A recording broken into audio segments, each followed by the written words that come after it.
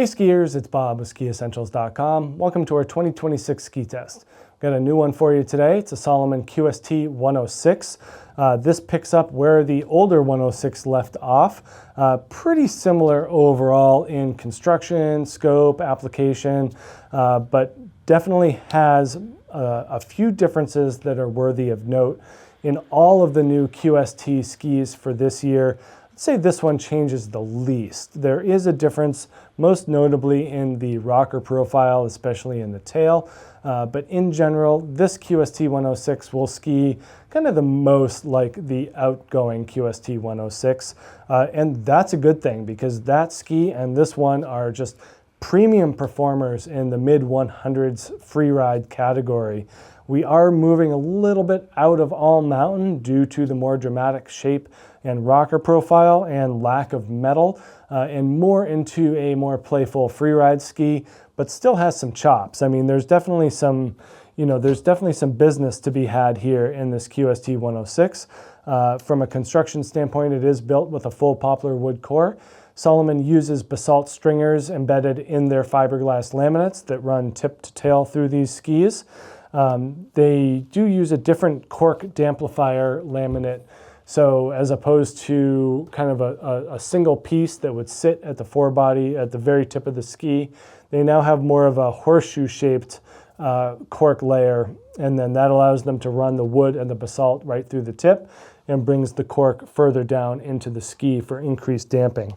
That is mirrored in the tail, so we get that same thing with that cork going around and then basalt and wood running through the center. So you're getting the energy of those of the wood and the basalt while keeping the damping properties of the cork around the edges. So that really combines to make this ski both supple and dynamic at the same time. This is one of those skis that is able to hold, you know, two opposing qualities at the same time. It's a very paradoxical ski, because not everything can blend, damping and energy at the same time. Salomon's done a better job than most at combining those in a wider bodied format like this QST 106. I think that makes a lot of sense. These are available in two different colorways, so there's no men's and women's. They are unisex skis. Both colors come in all sizes, so choose your graphic and move on. It is a wonderful ski with a high performance level, but also feels pretty accessible for even intermediate skiers looking to progress. They will have to push past the weight a little bit, not too much, 2,130 grams here in the 181. The nice thing is that they feel mobile due to the shape and the profile, as opposed to just being weighed down and more of it's not a blocky feel by any stretch. But yeah, where we see that playfulness come about is certainly in the shape. Nice positive camber underfoot, and then longer and more dramatic tip and tail rocker than we've seen in QST 106 in the past. More specifically, the tail, greater splay, longer rocker, more of a free ride feel, and just increased playfulness. Due to the new build, though, you do still feel very connected to the snow in groomed terrain and on, I wouldn't say firm snow, but anything that's at least soft enough to get your edges in. This will hold up really well and deliver a lot of rebound out of the back end. 19.5 meter turn radius. So QST 106 has always kind of stood apart from the other QST skis. Maybe the QST X is a little bit different as a more powder specific ski, but 106 has always kind of been a little bit more athlete inspired, and those require slightly longer turn radiuses for more comfort and smoothness at speed. So getting about 20 meters here in this QST 106, but you're really able to access it all on a groomer and being able to carve a turn. So dramatic taper profile, that's kind of become synonymous with what we've seen from QST skis up until now. That continues right on.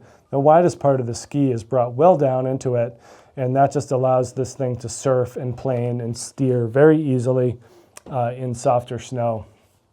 And then that long tail rocker really just allows skiers to be creative and playful and continue that control through the turns. Again, taper is brought in, so just not a lot of dramatic side cut underfoot because that is a shorter effective edge.